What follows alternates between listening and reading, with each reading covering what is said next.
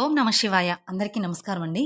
జనవరి 3వ తేదీ ఆరుద్ర నక్షత్రం, శివ ముక్కోటి ప్లస్ పౌర్ణమి. ఇలాంటి రోజు మళ్ళీ మళ్ళీ రాదు. 100 సంవత్సరాలకు ఒకసారి వస్తుంది.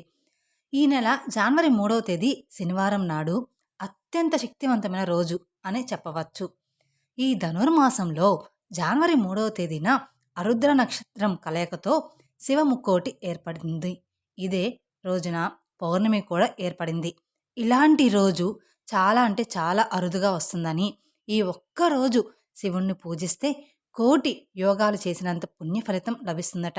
కాబట్టి ఈ వీడియో మీకు కంటపడిందంటే మీరు చాలా అదృష్టవంతులని చెప్పుకోవచ్చు. ఎందుకంటే జనవరి 3వ తేదీన శివ ముక్కోటి రావడమే కాకుండా శివుని జన్మ నక్షత్రం ఆరుద్ర నక్షత్రం మరియు పౌర్ణమి కలిసి రావడం వల్ల దీని శక్తి 1000 రెట్లు ఎక్కువగా ఉంటుందని పురాణాలు వివరిస్తున్నాయి.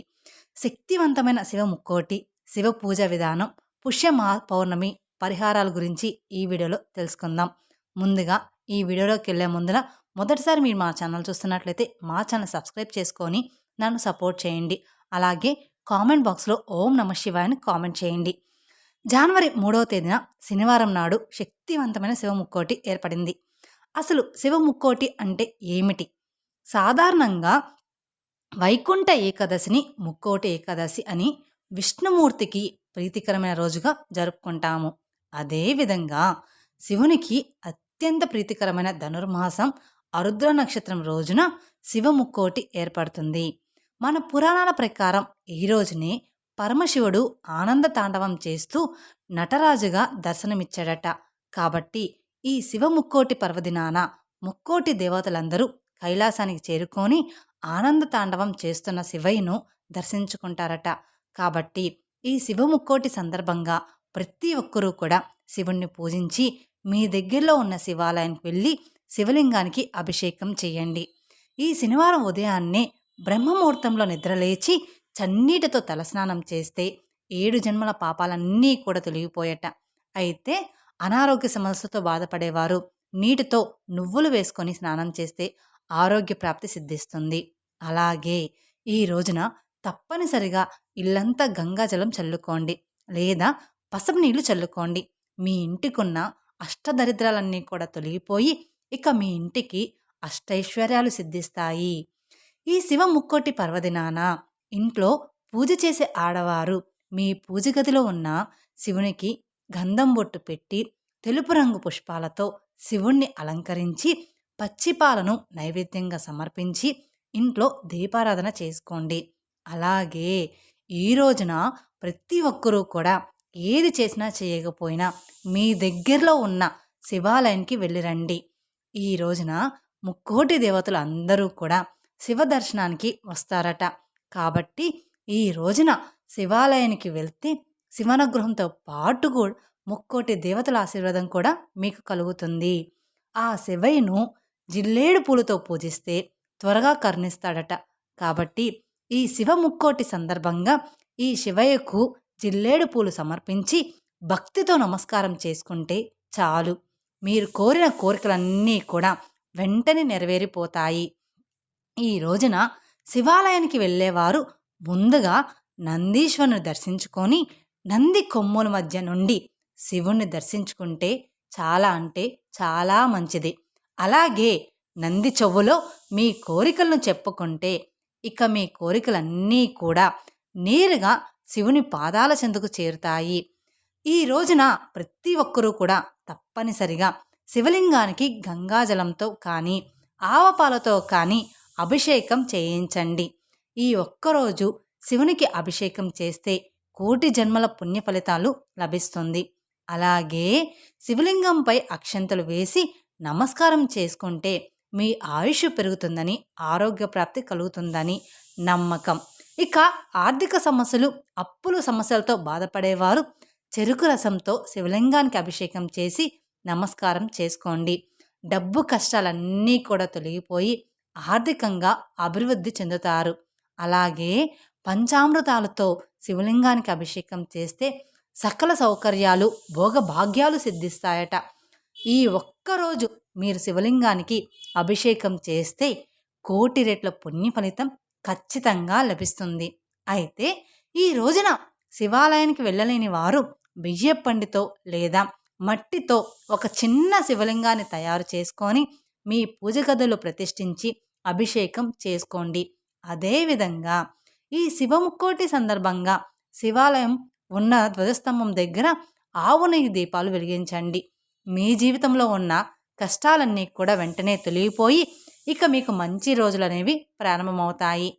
అలాగే ఈ రోజున ప్రతి ఒక్కరూ కూడా విభూది బొట్టు పెట్టుకోవాలి. ఈ రోజున విభూది బొట్టు పెట్టుకుంటే ఆ శివయ్య మిమ్మల్ని అనుక్షణం రక్షిస్తూ ఉంటాడంట. ఇక ఈ రోజున తప్పనిసరిగా గోవును పూజించాలి. శివముక్కోటి, అందులోనూ పుష్య పౌర్ణమి వేళ గోమాతకు అరటి పండ్లు తినిపించే ప్రదక్షిణాలు చేస్తే 33 కోట్ల మంది దేవతలు సంతోషించి కోరిన వరాలను ప్రసాదిస్తారట.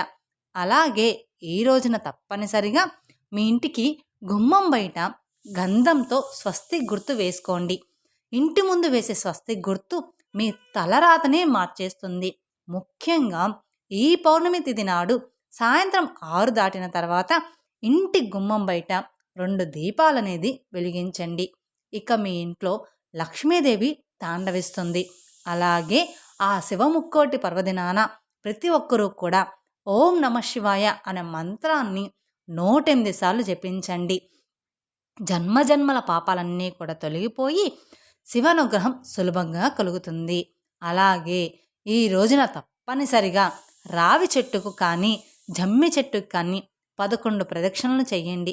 ఇక మీ జాతకంలో ఉండే దోషాలన్నీ కూడా తొలగిపోయి విపరీతమైన అదృష్టం అనేది కలిసి వస్తుంది. ఈ ధనుర్మాసంలో వచ్చే పుష్య పౌర్ణమి నాడు సాయంత్రం సమయంలో తులసిని పూజిస్తే అపారమైన సంపదలు కలిసి వస్తాయి.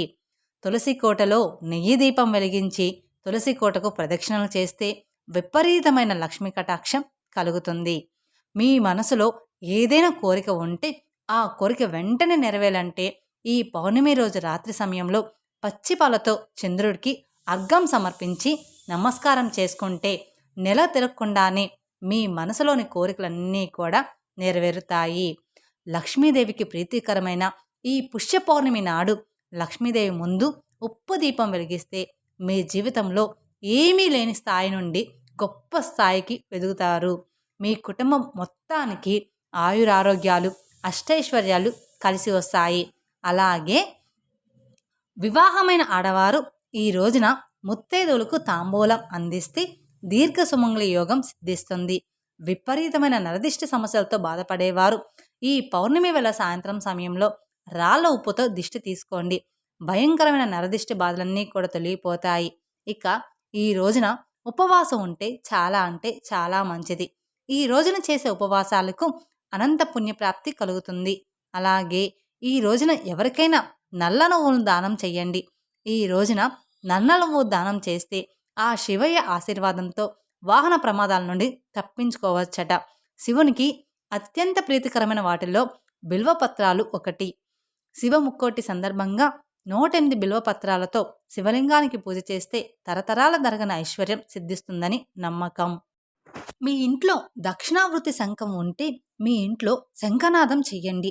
ఈ రోజున ఇంట్లో శంఖం ఊదితే మీ ఇంట్లో ఉన్న దుష్టశక్తులన్నీ కూడా బయటికి వెళ్ళిపోయి మీ ఇంట్లోకి దైవశక్తులు ఆకర్షిస్తాయి. విశేషంగా ఈ ముక్కోటి సందర్భంగా ఒక రుద్రాక్షను తెచ్చుకొని శివుని దగ్గర పెట్టి పూజ చేసి ఆ రుద్రాక్షను మెడలో ధరిస్తే మీ భవిష్యత్తులో ఏర్పడే ప్రమాదాల నుంచి ఈ రుద్రాక్ష మిమ్మల్ని కాపాడుతుంది. ఇక పుష్య పౌర్ణమి సందర్భంగా సత్యనారాయణ వ్రతాన్ని ఆచరిస్తే విపరీతమైన ధనయోగం కలుగుతుందని వేద పండితులు సూచిస్తున్నారు. అయితే ఈ వ్రతం చేయలేని వారు సత్యనారాయణ స్వామి వ్రత కథను చదవండి, చాలా మంచి జరుగుతుంది. ఇంతటి పవిత్రమైన శివ ముక్కోటి పౌర్ణమి తిథి నాడు పొరపాటును కూడా కొన్ని తప్పులు చేయకూడదు. ఆ పొరపాట్లు ఏమిటి అంటే ఈ రోజున పొరపాటును కూడా మాంసాహారం తినకూడదు. అలాగే జుట్టు కత్తిరించడం, గోళ్ళు కత్తిరించడం చేయకూడదు. అదేవిధంగా పగటిపూట నిద్రపోకూడదు. ఇక భార్యాభర్తల మధ్య గొడవలు ఉన్నవారు ఈరోజు తప్పనిసరిగా శివపార్వతులని పూజించండి. భయంకరమైన శని దోషాలతో ఇబ్బంది పడేవారు ఈ రోజున హనుమాన్ చాలీసను జపించండి. ఈ ఆరుద్ర నక్షత్రం నాడు శివునికి రుద్రాభిషేకం చేయిస్తే వంశపార దోషాలన్నీ కూడా గ్రహ దోషాలన్నీ కూడా తొలగిపోయి మీ కుటుంబం మొత్తానికి ఎన్నో శుభ ఫలితాలు కలుగుతాయి. దీర్ఘకాలిక అనారోగ్య సమస్యలు, అకాల మృత్యు దోషాలతో బాధపడేవారు ముత్రాంజయ మంత్రాన్ని జపించండి. ఈ విధంగా శివుని పూజించి చిన్న చిన్న పరిహారాలు పాటిస్తే ఎన్నో శుభ ఫలితాలు కలుగుతాయి. తెలుసుకున్నారు కదండి. జనవరి 3వ తేదీన శివ ముక్కోటి ప్లస్ పౌర్ణమి ప్లస్ ఆరుద్ర నక్షత్రం. ఇలాంటి రోజు ఎప్పటికీ కూడా రాదు. 1000 సంవత్సరాలకు ఒక్కసారి మాత్రమే వస్తుంది. ఈ వీడియో కనుక మీకు నచ్చినట్లయితే మరికొందరికి షేర్ చేయండి. అలాగే మొదటిసారి మీరు మా ఛానల్ చూస్తున్నట్లయితే మా ఛానల్ని సబ్స్క్రైబ్ చేసుకొని నన్ను సపోర్ట్ చేయండి. Thank you for watching my video. ఓం నమ శివాయ. మరిన్ని అప్డేట్స్ కోసం పక్కన ఉన్న బెల్ ఐకాన్ ప్రెస్ చేస్తే మా వీడియోస్ మొత్తం మీకు నోటిఫికేషన్ ద్వారా అందుతాయి. Thank you.